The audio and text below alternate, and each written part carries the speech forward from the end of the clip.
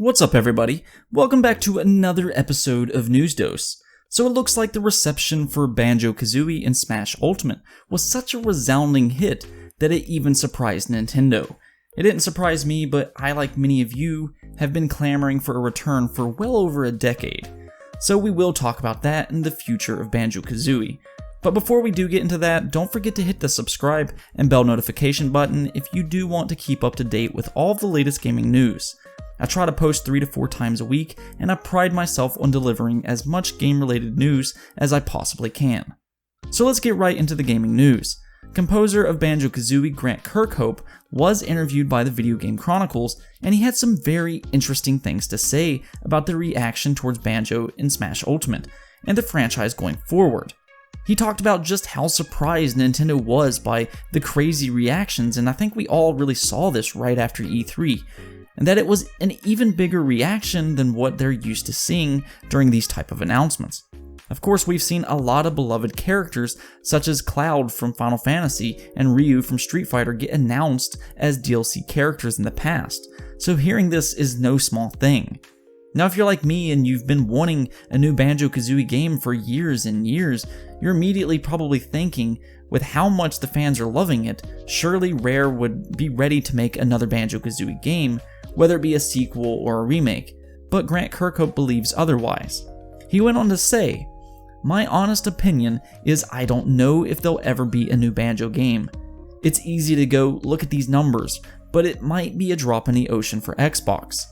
Is there a market for it? I just don't know. I would think that Rare probably doesn't have the appetite for it." Now, with all that said, he did say that he was just the composer and is in no way in the know, so don't take this as absolute certainty. Of course, he does know some of the developers at Rare, so he isn't completely in the dark either. And this may not be what you want to hear, and me personally, I'm still holding hope, and I probably always will. But we do know that Rare has a second team working on a new project right now, though I believe it's probably more than likely a new IP, so don't expect Banjo with that one. But one thing Rare has been doing recently is giving out their old IP to developers if they give them a good pitch. We saw this with Killer Instinct and Double Helix, which later went on to Iron Galaxy, and now we're seeing it with Battletoads and Delilah Studios. So who knows? Even if Rare doesn't want to work on a new Banjo game themselves, maybe somebody else will. I'm still personally hoping for a remake similar to Spyro Reignited and Crash Insane Trilogy, but we'll see how this all goes. In other news, a new Super Monkey Ball game was announced for PC, Nintendo Switch, and the PlayStation 4. Well, it's actually an HD remaster of the Wii exclusive Super Monkey Ball Blitz. I do find the trailer here to be more than a bit odd considering it's a remaster and somehow we still don't actually get any gameplay, but I know this will get a few of you Super Monkey Ball fans excited because at least there is a Super Monkey Ball game in the works, and hopefully it sells well enough to get a whole new installment in this franchise. We've talked about it on this channel in the past, but Sega has said they want to bring back some of their old franchises, and they seem to be sticking to that. First, we saw Panzer Dragoon. I think that's published by Sega. I'm not really sure. I know it was an old Sega Saturn game, and correct me if I'm wrong. But now we are seeing Super Monkey Ball, so maybe we can see some of these old Sega games return. Speaking of remastered games, the staff of Dragon Quest IX spoke about a remake for the Nintendo Switch during a live stream for the Dragon Quest IX anniversary. And this didn't seem like a simple tease either. This flat out sounds like it will happen, though I will let you be the judge of that.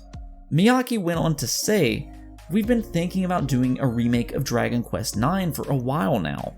Dragon Quest 1 through 8 have already been remade or ported multiple times, while 9 hasn't. Dragon Quest IX was on a portable console. It has Street Pass, communications, treasure maps, and other features unique to the game, making it difficult to pinpoint which hardware we should choose to remake it on. Although there are probably many people who have only played the story once, it could be nice to have a Dragon Quest IX that just simply lets you go through the story. So we are looking into a remake, yes. I wonder which hardware people would want it on." The rest of the staff then joins in and talks about a Switch version and how good it would actually be on the Nintendo Switch.